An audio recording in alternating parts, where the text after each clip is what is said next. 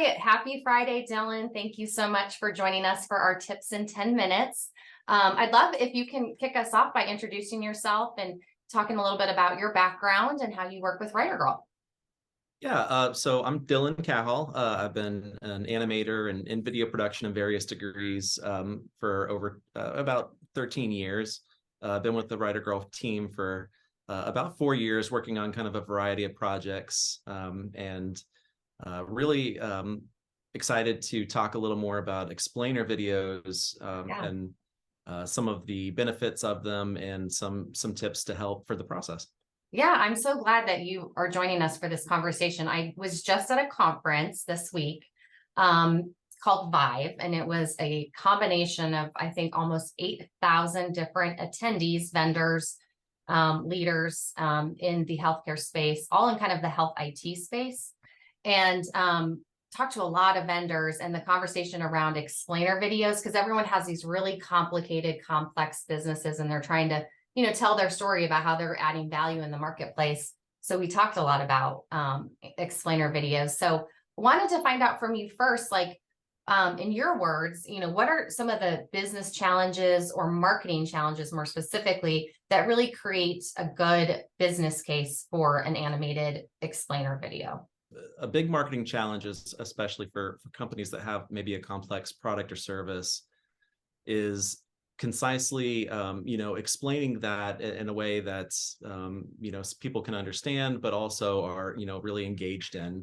And I think that that's one of the great things about explainer videos is it really helps you, first of all, distill that message down into that script that keeps it at a good length, which is roughly 30 seconds to 2 minutes, and helps you to engage the audience in a way that it's audio and visual, so it really gives them kind of top of mind sensory things to help them kind of keep you in mind in a sea of competitors and understand both your message and your product or service. That's one of the big marketing challenges that it helps solve. It also kind of helps reduce some of that technical jargon as you work through the script process, just to kind of make it very relatable. Yeah. It's like watching a little mini video. I mean, it's really, that's what it is.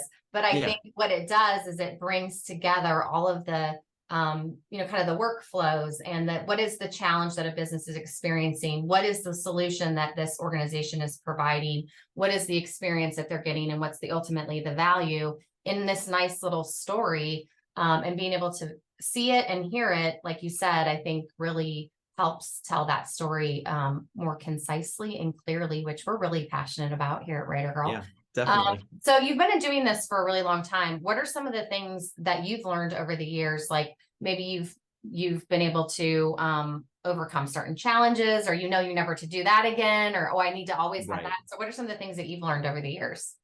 Yeah, I mean, well, first of all, it is important to keep that video length at in a good, concise way, really short. I think that it's important as you're working through the process, if you know that that event or launch date's coming up that you want to showcase the video, to really bake in a lot of time on the front end of the process. So, give it a month and a half to 2 months. If you really want to do it right, it'll save on budget and just headaches overall to really have that amount of time to kind of, work through the script process, to be able to review as the progress goes with the animation. It's good to kind of review things in the early process so that you can identify any problems that maybe aren't matching your vision in the scenes. And that way, instead of getting the whole thing done and rushing through it, you can really take the time to identify problem areas. And it just helps in the end to save on costs and definitely get a really good quality video. So I think, and sometimes you don't have the luxury of time, and I understand that for sure, but it's always helpful if you know what's coming up. I mean, do you help people? I mean, because I feel like not everyone does this all the time as much as you do. And so if it's their first time really understanding and putting together and working with you on an explainer video, how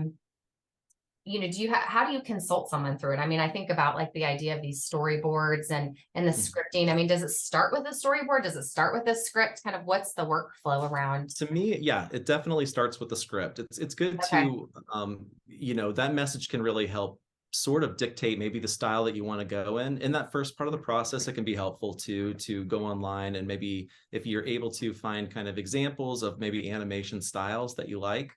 But the script is obviously the foundation of it all.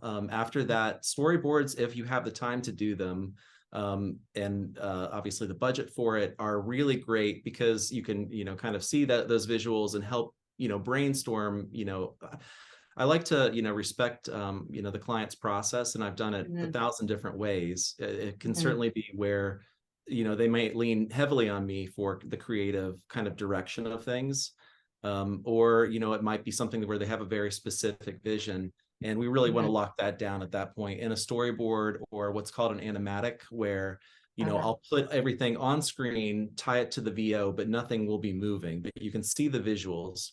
And that, that's another really great thing with those visuals, that really helps, you're getting this concise message, but in also a way that is colored by your brand. Just the whole video just kind of illuminates your story, your brand.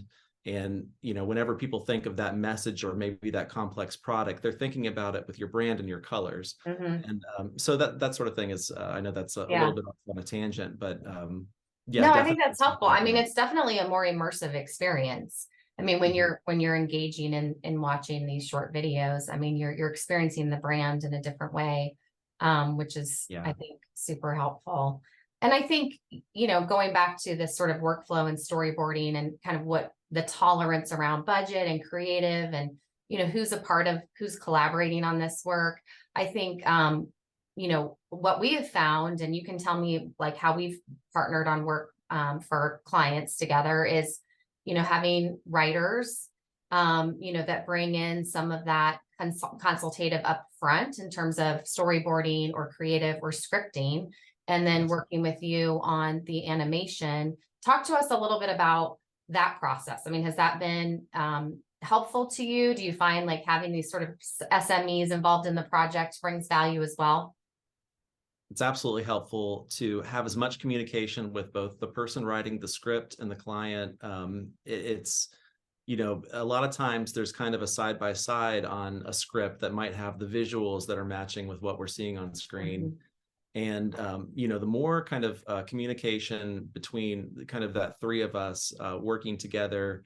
The whole creative, it's nice to have that collaboration. It's like the synergies of bringing creatives together to create ultimately. And then too, just, a lot of times marketing teams are sort of strapped for resources or, people on their team. And so being able to lean into, the different support areas to create one of these videos. Yeah, I think it's helpful. I feel like I do bring a lot of experience over the years of working on a lot of different videos. Yeah. Being able to help the client kind of brainstorm on what visuals they might want to see. Do they want to bring in characters for this? And does that fit their audience and their overall message? There are so many different ways you can go with it. And I think it helps to lean on both the animator and the script writer and everybody, in this part of the creative team to give a little guidance, but also to have that freedom to really say, well, I really like this idea and this style. And that, that's like you said, that synergy and collaboration is important. Yeah. Well, good. So without naming clients, what are some things you're working on today? What are some cool projects that you're working on? I've been doing a great series of videos for different things with children's health. That's been exciting because you may be taking situations that might be kind of scary or complex and distilling it down for almost several audiences. You're doing it for both the parents, the children, the medical community. You want to give that explanation for them. Yeah.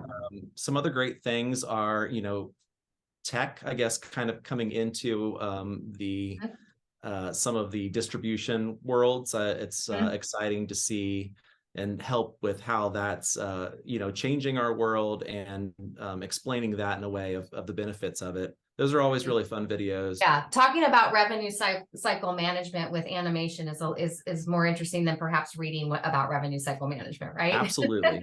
Yeah, that's one of those big things that really does, explaining revenue cycles and certain things like that can be boring on paper. And once you see it, kind of come to life with, symbols and images and maybe characters, things like that. Or whatever. Absolutely. Very Definitely cool. is, it's Yeah. engaging. And the children's health example is a great one that's really more towards it's a different objective, right? It's, it's meditation and breathing exercises for our young people. So it's applied a little bit differently and delivered through more of an app environment, where these explainer videos are really more of that B2B sales strategy. So those are Yeah, two I really think good that examples. Yeah. explainer videos that are made for B2Bs, one of the great things about them, again, is that, even though you both are experienced in kind of a technical jargon together, Mhm. you're still talking to people, and you want to engage them on an emotional level and on a visceral level. And explainer videos really help you to do that. And that's one Yeah. of those marketing challenges for B2B industries that I think can add a great tool. Yeah. Agreed. Well, one last question for you, because we're just about at our 10 minutes. Um, does AI create animated videos yet? It does not. How is So that playing unfortunately, yeah. into your world? Yeah, unfortunately, AI doesn't, I don't think it's quite there yet. Yeah. Not where, Chat GPT is and things Mhm. like that. But it, just like Chat GPT, it's a great tool. Mhm. And I think that it's going to be a great tool as things. Yeah. Think that there's always going to be room for that personal touch, and just for people to use that as a great starting point, and then to build on that to make things Yeah. unique to the other person's vision and the client's vision. But certainly an exciting frontier Yeah. we're all on together. Lots of chatter about that at the conference, and all of it agreeing with what you just said around this sort of nice companionship between those Yeah. tools and, the humans that are using the tools. So, well, thank you so much for joining me today. It was really good to get your feedback on these explainer videos. And if anyone has any questions, we'll be sure to post your contact information, our contact information, so that we can, answer any other questions that might come up. Yeah, thank you for taking the time to listen to the tips. Yeah, sounds good. Thanks, Dylan. Thank you. Bye-bye. Bye.